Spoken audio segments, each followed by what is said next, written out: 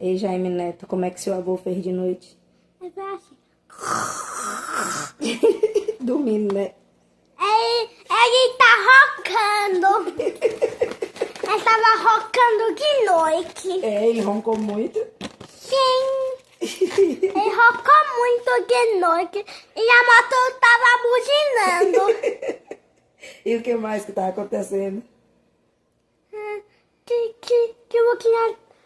Que a moto tava buzinando.